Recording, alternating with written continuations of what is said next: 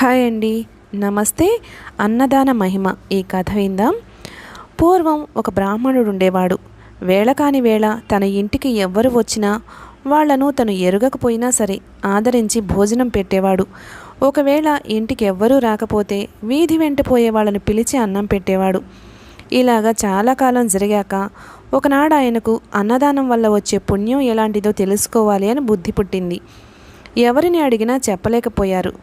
ఒక ఆయన ఏమన్నాడంటే, అన్నదాన మహిమ చాలా గొప్పది. దానిని వర్ణించాలంటే కాశీ అన్నపూర్ణకు తప్ప ఇతరులకు సాధ్యం కాదు. మీకు తెలుసుకోవాలి అని ఉంటే స్వయంగా ఆ అన్నపూర్ణాదేవినే అడిగి తెలుసుకోండి అని సలహా ఇచ్చాడు. అన్నపూర్ణ అంటే కాశీ విశ్వేశ్వరుని భార్య అయిన పార్వతీదేవి అన్నమాట. ఆవిడికి కూడా అన్నదానం అంటే ఎంతో ఆసక్తి. అందుకనే కాశీలో ఎవరికీ అన్నం లేకుండా పోదు అని మన బ్రాహ్మణుడు కాశీ వెళ్ళి గంగ ఒడ్డును కూర్చుని పార్వతీదేవిని గురించి గాఢంగా తపస్సు చేయసాగాడు. దేవి అతని తపస్సుకు మెచ్చుకుని ప్రత్యక్షమై నీకేం కావాలి అని అడిగింది. బ్రాహ్మణుడు సాష్టాంగ నమస్కారం చేసి, అన్నపూర్ణాదేవి, నాకేమీ కోరిక లేదు, కానీ అన్నదాన మహిమ ఎటువంటిదో తెలుసుకోవాలి అని నేను మిమ్మల్ని గురించి తపస్సు చేశాను. ఈ సంగతి మీరే చెప్పాలి కానీ ఇతరుల వల్ల కాదు అని తన మనసులోని ఉద్దేశం వెల్లడించాడు. అప్పుడు దేవి అతనితో, నీకు అన్నదాన మహిమ తెలియాలి అంటే నేను చెప్పటం కాదు, అది నీవు తెలుసుకునే ఉపాయం మాత్రం చెప్తాను విను. హిమవత్ పర్వతం దగ్గర హేమవతం అని ఒక పట్టణం ఉంది. ఆ పట్టణాన్ని ఏలుతున్న రాజుకి పిల్లలు లేరు. నువ్వు ఆయన దగ్గరకు వెళ్ళి ఆయనకి కొడుకు పుట్టాలి అని దీవించు. ఆ రాజు సంతోషించి, బాబు నీకేం కావాలి అని అడుగుతాడు. అప్పుడు నీవు, నాకు పెద్ద కోరికేమీ లేదు, నీకు కుమారుడు పుట్టిన తక్షణమే ఆ పిల్లవాడిని నేను చూడాలి. ఆ సమయంలో పిల్లవాడి దగ్గర రాణి కూడా ఉండకూడదు అని చెప్పు. ఇంతే కదా అని రాజు అందుకు ఒప్పుకుంటాడు. ఆ పిల్లవాడు పుట్టడంతోనే ఏకాంతంగా వాణ్ణి అన్నదానం వల్ల కలిగే పుణ్యమేమిట్రా అబ్బాయి అని అడిగి తెలుసుకో అని చెప్పింది. బ్రాహ్మణుడు సరే అని చెప్పి హేమవతానికి బయలుదేరి వెళ్ళాడు. దారిలో ఒక అడవి అడ్డమైంది. అందులో ప్రవేశించి వెళుతూ అతను దారి తప్పిపోయాడు. దారి తెలియక తచ్చాడుతుంటే ఆ అడవిలో ఉండే బోయవాడొకడు ఆయన అవస్థ కనిపెట్టి, ఏం బాబు దారి తప్పిపోయినట్లున్నారు, ఏ ఊరు వెళ్ళాలి అని ఆత్రంతో అడిగాడు.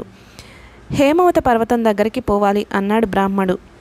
బాబు దారి తప్పి ఆమడ దూరం వచ్చేశావు, సాయంత్రం అయిపోయింది. పులులు సింహాలు ఉన్న అడవి ఇది, రాత్రి ప్రయాణం చేయకూడదు, పొద్దున్నే దారి చూపిస్తాను, ఈ రాత్రి ఆగిపోండి అన్నాడు బోయవాడు. బ్రాహ్మడు రాత్రికి అక్కడ ఉండిపోవడానికి ఒప్పుకోగానే బోయవాడు ఆయనను తన చేను వద్దకు తీసుకువెళ్ళాడు. చేను దగ్గరకు వెళ్లడంతోనే బోయవాడు తన ఇంటికి అతిథిగా వచ్చిన ఆ బ్రాహ్మణుడికి భోజనం ఏం పెడితే బాగుంటుంది అని ఆలోచించాడు. ఆనపకాయలు, కందికాయలు, పెసరకాయలు కావలసినవన్నీ ఉన్నాయి, కానీ వాటిని ఉడకేసుకోమని ఇవ్వడానికి వాడి వద్ద కొత్త కుండ లేకపోయింది. తమ కుండల్లో ఉడకేసి పెడితే ఆయన తినడు, ఎలాగ మరి అని ఆలోచించాడు. బ్రాహ్మడు, నాయనా నాకేమీ వద్దే, నువ్వు చేసిన ఆదరణ వల్ల నా శ్రమ ఆకలి కూడా తీరిపోయాయి, ఆలోచించక పడుకో అన్నాడు. కానీ బోయవాడికి ఆ బ్రాహ్మణుణ్ణి పస్తు పెట్టడం అంటే మనసొప్పింది కాదు.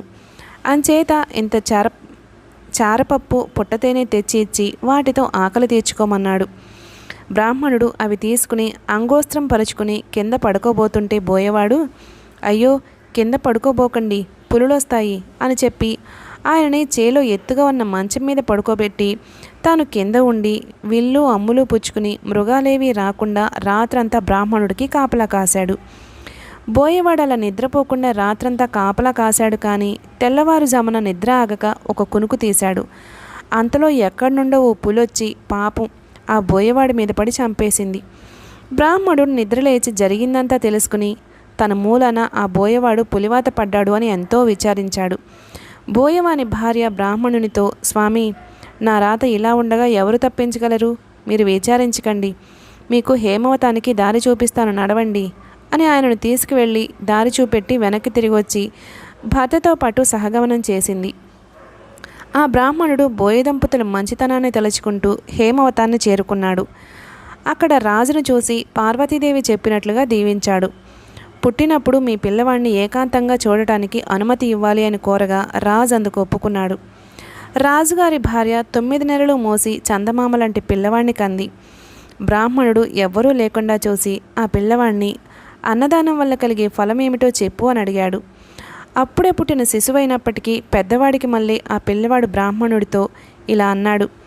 10 నెలల క్రితం మీరు ఈ పట్టణానికి వస్తూ అడవిలో దారి తప్పిపోతే మిమ్మల్ని తీసుకువెళ్ళి చారెడు చారపప్పు పుట్టెడు తేనె ఇచ్చిన బోయేవాడిని నేనే సుమండి.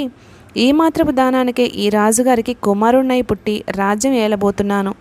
ఒకనాటి దానానికే ఇంత గొప్ప ఫలం కలిగినప్పుడు నిత్యం అన్నదానం చేసే మహానుభావులకు ఎటువంటి ఫలం కలుగుతుందో మీరే ఊహించుకోండి. ఇలా చెప్పేసి ఆ పిల్లవాడు మరుక్షణంలోనే ఏమీ ఎరుగని పసిపాపలాగా క్వాయ్ క్వాయ్ అంటూ ఏడవటం ఆరంభించాడు. బ్రాహ్మణుడు చాలా ఆశ్చర్యపడి తన ఊరు తిరిగి వచ్చి జరిగిందంతా భార్యతో చెప్పాడు. ఆ దంపతులు అప్పటి నుండి విడవకుండా అన్నదానం చేస్తూ ధనధాన్య సమృద్ధి, పుత్ర పౌత్రాభివృద్ధి కలిగి సుఖంగా ఉంటున్నారు. అయిపోయిందండి కథ.